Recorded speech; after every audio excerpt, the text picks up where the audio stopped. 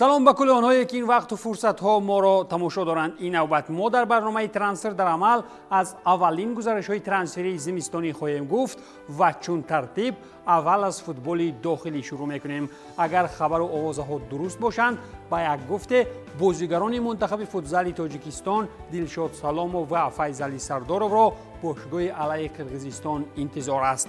اگر سخن را سر این نوع ورزشی با پای و بزرگتر از فوتزال ادامه دهیم، از میان کل نمایندگان لیگ عالی در مسئله ترانسفری استقلال اولین شده صدا بلند کرد، زمانی که 4 بازیگرش را هم از الماسی و هم از فرونزه جواب داد. چطور در صحیفه‌های رسمی این تیم گفته می شود با رضایت طرفین قرارداد همکاری با 4 فوتبالبازان لیگیونر قطع کرده شد. بازیگر خط هجوم سنین سیبای از کت دیوار، همچنین محافظتگران مجتبی مقتدایی از ایران، سدریک گوگو از کت دیوار و جوزف آکار از نیگریا فعالیت بازیگری خود را در باشگاه‌های دیگر ادامه می‌دهند.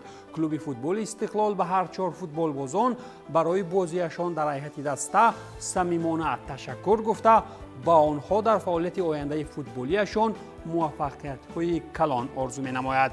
این بود سخن‌های صمیمانه و دیپلماتی استقلال در حق بازیگران خارجی که موسم سپری شده در فوتبال زور و توان نشان دادند. ولی چون انانه در فوتبال ما نو اونس گرفته بودند که همانا به سمت دیگر گسیل کرده می شوند. افریقاییان اگر مدام در میدان بودند، سیبای به دروازه تیم رونالدو هم گلزنی کرده بود. مقتدای ایرانی باشد در طول یک موسم فقط معاش می گرفت یا به لهجه محلی فقط میچرید و میگشت. خلاص که سیستم ترانسفری حتی تیم های پرقدرت ما به مثال کوچبندی موسمی سیلاب پرندگان به منطقه گرم هست و با آمدن موسم سرما این فوتبال بازان خارج به مثال آن پرندگان موسمی پرزنان از فضای فوتبالی وطن دور می شوند. در مورد فوتبال بزرگان و پول پروران اگر ادامه دهیم، متخصص پرتغالی از عربستان رانده شده با دستور بنزما که نونو اسپیریتو سانتو نام دارد به زودی در خود انگلیا جای کاری نو یافت. سابق مربی وولورهمپتون بعد فرصت‌های زیادی گرگبانی این نوبت به قول شفی جنگل را به کله گرفته است. به گفته دیگر نونو چون سرمربی دسته ناتینگهام فارست اعلان کرده شد و تیم نو هم در زینه 17 پرمیر لیگ انگلیا قرار دارد. متخصص 49 ساله با دسته 17 پرمیر لیگ انگلیا شرطنامه 2.5 ساله امضا نموده اولین بازیش را روز شنبه 23 دکامبر در میدان خویش مقابل بورنموث دایر میکند. پیشتر باشد نونو با تیم‌های ریو آوه، والنسیا، پورتو، وولورهمپتون و تاتنهام کار کرده بود. دسته اخیرو الاتحاد سعودی بود و چطور گفتیم بعد جنجال‌ها با کریم بنزما او هم از جای گرم و هم کرسی نرم و گرفتن پول به درد محروم کرده شد. بعد سخن‌ها سر وطنداران فوتبال می‌گذاریم به موضوع سر پرابلم داران فوتبال یا خود کشور غیر فوتبالی پهناوری روسیه. در روسیه غیر فوتبالی باشگاه سیسکای مسکو با حمله‌ور تیم بالتیکا تامرلان موسایف شرطنامه مهلتش تا سال 28 امضا نمود. تامرلان موسایف یا به گفته تیموری لنگ از اولاد موسا که 22 ساله است خود دست پرور اکادمی ارتشیان بوده در صف بالتیکا باشد از سال 2020 برآمد میکند. در صف تیم کالینینگراد 80 بازی گذرانیده 19 گل و 14 پرتافت گلی با آمار گرفته است. موسم قبلی موسایف بهترین بازیگر لیگ یکم و همچنین بهترین بازیگر جوان دانسته شده 9 گل و 9 پرتافت گلی با آمار گرفت. خلاصه گپ که اینجا ارتشیان مسکو با گفت خودشان یک بازیگر دیگری پرمهارت را در خط حمله در ردیف عباسبک فیض‌الله اوزبک و چالوف پیدا نمودند.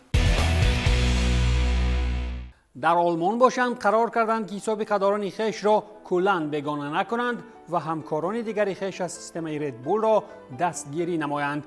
این مورد نیم حمایتگر اربل لیپزیگ امیل فورسبرگ شویدی به صف نیویورک ردبولز پیوست.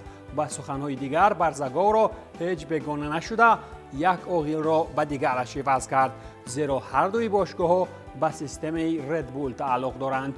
نیویورک ردبولز هم از گزارش امیل فورسبرگ اعلان نموده نیم حمایتگر شویدی با دست از MLS شرطنامه تا آخر سال 26 با امکان تمدیدکنی به یک سال دیگر امضا کرد. پیشتر گفته می شد که ترانسفر فورسبرگ زیر قاعده بکهام انجام داده می شود، یعنی معاش او در نیویورک رد بولز محدودیت معین نخواهد داشت. نیم حمایتگر 32 ساله از سال 15 در صف اربی لیپزیگ برآمد کرده در 324 بازی فورسبرگ 71 مرتبه گلزنی کرد و 68 مرتبه دیگر برای همدستگان امکانی گلزنی فراهم آورد. از این پس باشد با تکیه و تجربه امریکاییان را درس فوتبال خواهد گذرانید تا اقلاً تا جام جهانی دیگری زورترین کشور دنیایی در ورزش رقم اول هم همگان را فوتبال کند.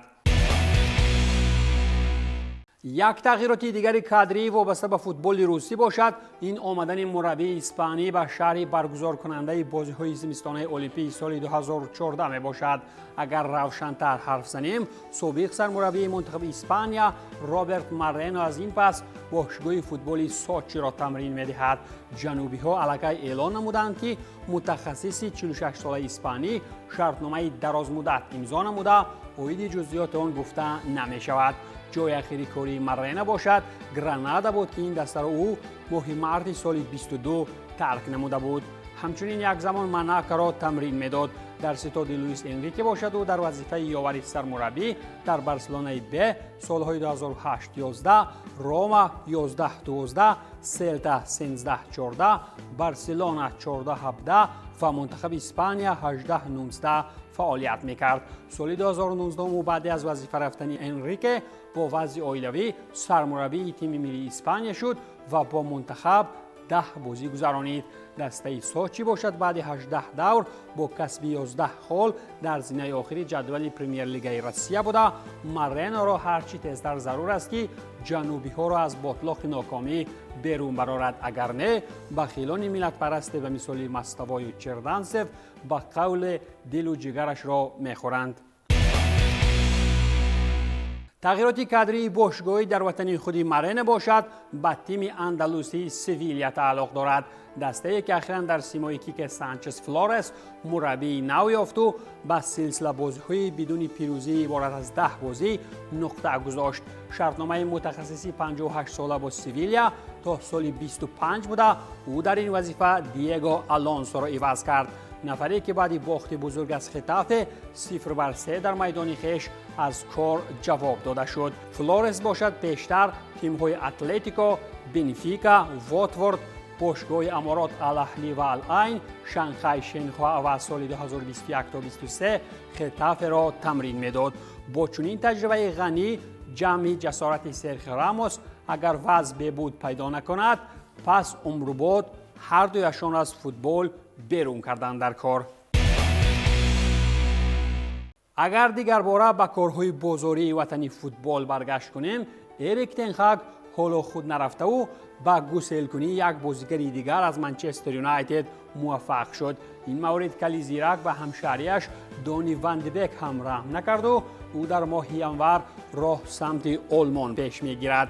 با گفته خبررسانی با اعتمادترین گپ و کلاچه های ترانسفری فابریزیو رومانو، دونی وان دی بک کارهای گزارشی خویش را به صف اینتراخت از لب فرانکفورت به انجام رسانیده، علاقه از معاینه طبی هم گذشته است. طبق قرارداد ارتباطی بازیگری 26 ساله بر عوض 11 میلیون یورو جمعی 4 میلیون دیگر از جانب آلمانی ها پوره خودی کرده می شود. این هم بازیگری بود که ماه سپتامبر سال 20 MU را از آیاکس بر عوض 44 میلیون یورو خریداری کرده بود، ولی اگر در آن تیم تن هاگ بازیگر کلیدی بود، در این تیم تن هاگ بازیگر پوره کاغذی شد و سبکانه پرواز به سمت آلمان می کند. در خود آلمان باشد هرچند خبرها عاید رفتن میولر از باواریا زیاد به گوش می رسیدند، ولی میونخنی ها کل ارزش های تاریخی خدمت ارزنده میولر و احترام را بالا گذاشته با بازیگری سابقه دار رسما شرطنامه را تمدید نمودند. قرارداد نوی کاری بازیگر 34 ساله تا تابستان سال 25 مهلت داشته. او خود در این باره چنین میگوید: خوشنودم که سرگذشتم با باواریا ادامه دارد. میخواهم سهم خویش را در کامیابی دست گذارم و مخلصان باشگاهی را با گل‌ها جایزه های نو و محبت نسبت تیم شاد نمایم، گفته است میولر. فوتبال باز در مسیر مسند ورزشی خویش در صف باواریا 684 بازی گذرانید، 237 گل زد و 261 پرتافت گلی با آمار گرفت. میولر در زینه دوم از روی شماره بازی‌ها در صف باواریا بعد زپ مایر می باشد. میولر قهرمان 12 کرته آلمان بوده، غالب لیگ چمپیون ها، چمپیونات باشگاهی جهان و سوپر جام اویفا 2 مرتبگی، 6 قهرمانی در جام آلمان و 8 پیروزی در سوپر جام آلمان می باشد.